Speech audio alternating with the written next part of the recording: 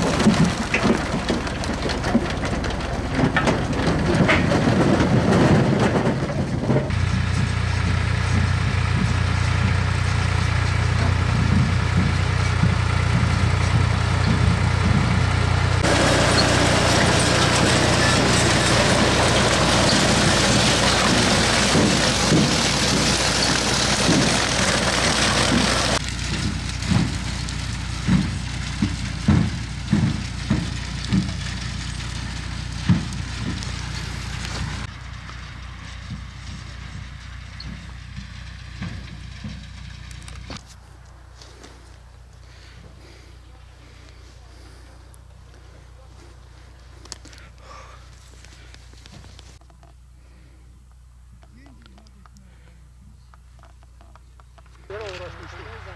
Evet. Öyle sendikayı diker. Yalnız işte temsilciyim ben gerçekten. Temsilciyim.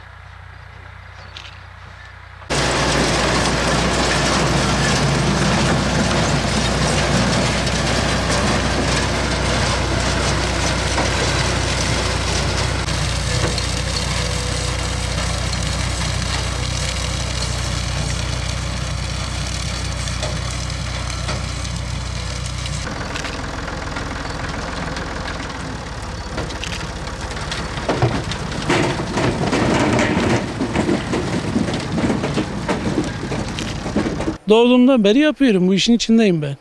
Bu sene ekimler yağmurdan dolayı biraz geç başladı.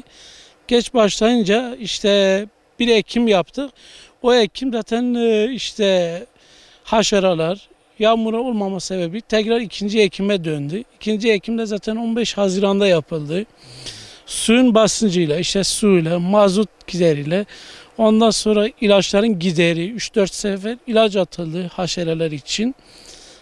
İşte bugüne geldi. 4-5 suyla en az çıkma suyla beraber sayarsak 9 tane su verdik bu pancara. Ortalama düşündüğümüz zaman en az 1,5 milyar masraf yapılıyor. 1500 lira masraf yapılıyor. Çok şükür bu sene çok iyidir şeker taban fiyatı. Mesela 300 lira veriyor şeker taban 16'nın altına düşmediği zaman. Zaten 16'nın üstüne çıktığı zaman 320-330'a kadar çıkıyor. Ton başı, ton fiyatı.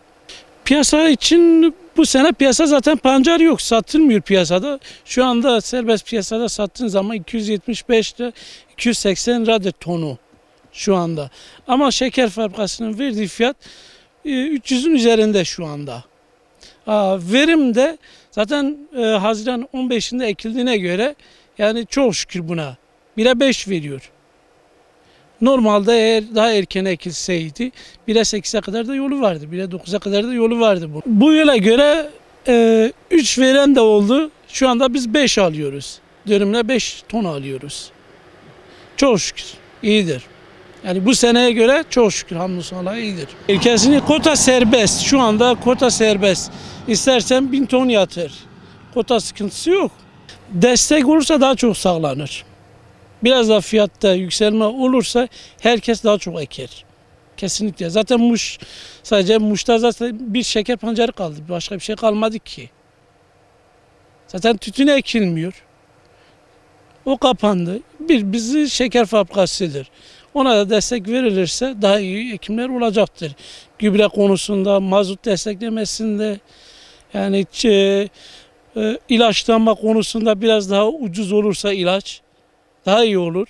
Daha çok çiftçi eker en azından. 1977'den pancar fabrikası bu memlekette açıldığında bu yana pancarla uğraşıyoruz. Ekim yağmurları dolayısıyla geç ekildiği için birinci ekim yapıldıktan sonra haşerat çıktı.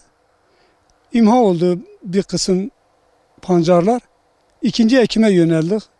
İkinci ekimi de 15 Haziran'da bu tarla ekildi. 3 günde bir sulamayla ancak bu şeyi yetiştirebildi. 40 derece sıcağın altında gelişme yapmıyordu. Bir de güneş yakıyordu. Şeker pancarı olmasa Muş'ta bir bütün nüfus ölür. Yani artık bir geçim yoktu ki. Geçim sadece buğdayla arpa, karpuz, ondan sonra pancar. Ya en çok şey yaptığımız pancardır. Pancar da olmasa ne yapacağız? Bütün millet bu nüfus, bu kadar çoğunlukla nüfusları, her bir evde 8-10 nüfus var. Bütün geçim bu pancarın üzerindedir. Pancar olmazsa olmazdır. Bizim şu anda beklentimiz fabrikada gerçekten özelleşti, çiftçi rahat oldu. Kotayı serbest bıraktılar. Çok memnunuz ondan. Adamın kotası vardı, 15 ton kotası vardı diyordu. Diğeri C kotası. C kotası ne oluyordu? Yarı fiyatına fabrika alıyordu. Ama bugün özelleşti. Şu anda istediğin kadar pancar yatırabilirsin. Gelecek sene ben kendim şahsen 40 dönüm ekmişim. Gelecek sene hemen hemen 100 dönüme yakın pancar ekeceğim. Çünkü derdi kalmadı, kota derdi.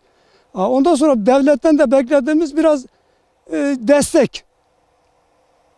Biraz destek olsa daha iyi olur. Gübreyle mazota. Düşüktü abi. Geçen seneye göre düşüktü.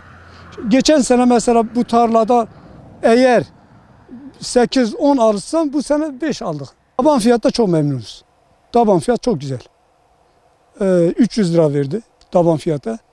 Ondan sonra temiz pancar getiren fire altının üstüne çıkmasa 4 lira 5 lira şey veriyor. Prim veriyor. Yani prim 6'dan başlıyor ta 8'e kadar iniyor. Yani 1'er lira 2'er lira 8'e kadar veriyor. Ben de çamurlu götürmesem onda da faydalanırım. Bir de şeker de çok güzeldi bu sene. Şeker 16, 17, 18'e kadar gitti. Bundan da memnunuz, yani şekerden de memnunuz. Fiyat gittikçe tabii artar da.